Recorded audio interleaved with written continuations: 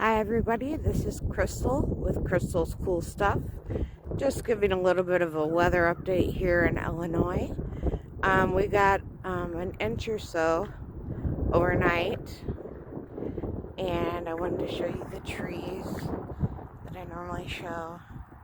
The wind is pretty bad, so I was trying to stay out of the wind, but to shoot this I really couldn't. I normally shoot from all the way down there, but for those who don't get snow and don't get to see snow, here is your chance to see a little bit of snow on the ground on the pretty trees. Thank you. Have a good day.